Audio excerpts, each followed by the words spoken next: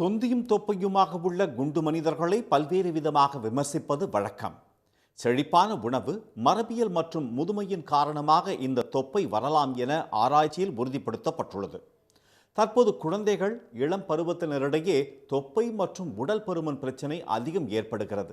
உடற்பயிற்சியே செய்யாமல் மிக குறைந்த வேலையை செய்பவர்களுக்கும் வயிற்றில் கொழுப்பு சேர்ந்து தொப்பை உருவாக வாய்ப்பு அதிகம்.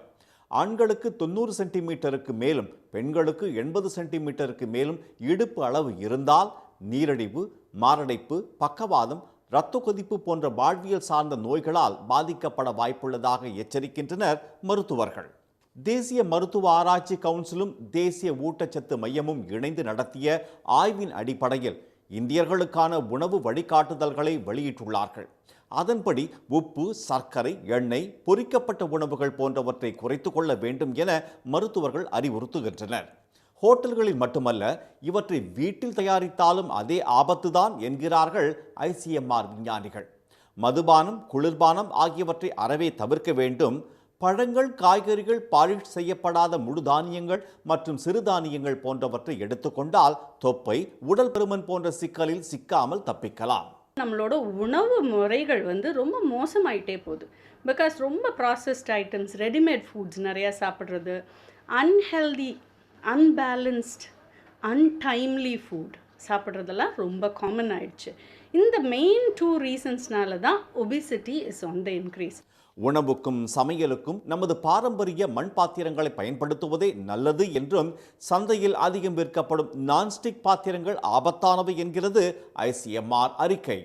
நான்ஸ்டிக் பாத்திரத்தில் சமைக்கப்படும் உணவால் கல்லீரல் பாதிப்பு, அதிக இரத்த கொதிப்பு பிரச்சனைகள் வரலாம் என எச்சரிக்கின்றனர். ட்ரெடிஷ்னலாக பாரம்பரியமாக மண்பானையில் தான் சமையல் பண்ணிகிட்டு இருந்தோம். அதை திருப்பி நீங்கள் கொண்டு வரணும் உங்கள் ருட்டீன் குக்கிங்கில். ரெண்டாவது, கிரானைட் ஸ்டோன் குக்வேரில் நீங்கள் சமையல் பண்ணிங்கன்னா அது டெஃப்லான் கோட்டிங் இல்லாமல் இருக்கணும். அது இம்பார்ட்டன்ட் பாயிண்ட். ஏன்னா டெஃப்லான் கோட்டிங்கில் கேன்சர் வரதுக்கு வாய்ப்புண்டுன்னு பல ஆராய்ச்சி இருந்துச்சு. அதேபோல் கட்டுமஸ்தான உடலுக்கு ஆசைப்பட்டு உடற்பயிற்சி கூடங்களில் வழங்கப்படும் புரோட்டீன் மருந்துகளை உட்கொள்வதை தவிர்க்குமாறு அறிவுறுத்துகிறார்கள் விஞ்ஞானிகள். அதிக எண்ணெயில் பொரிக்கப்பட்ட அல்லது வறுக்கப்பட்ட அசைவ உணவுகள் புற்றுநோய்க்கு அழைப்பு விடுக்கும் என்கிறது ICMR ஆய்வறிக்கை.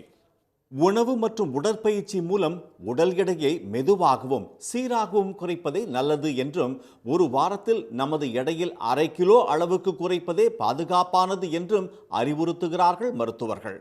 மேலும் புற்றீசல் போல் முளைத்துள்ள ஜிம்களில் பரிந்துரைக்கப்படும் மருந்து, மாத்திரைகள், கடும் பட்டினி மற்றும் அளவுக்கு மீறிய உடற்பயிற்சி போன்றவற்றால் விபரீதங்களே ஏற்படும் என்றும் மருத்துவர்கள் எச்சரிக்கின்றனர். மொத்தத்தில் தொப்பை இல்லாத வாழ்வே ஆரோக்கியமானது என்கிறார்கள் விஞ்ஞானிகள். உடனுக்குடன் செய்திகளை தெரிந்து கொள்ள சன் நியூஸ் பெல் ஐகானை கிளிக் பண்ணுங்க.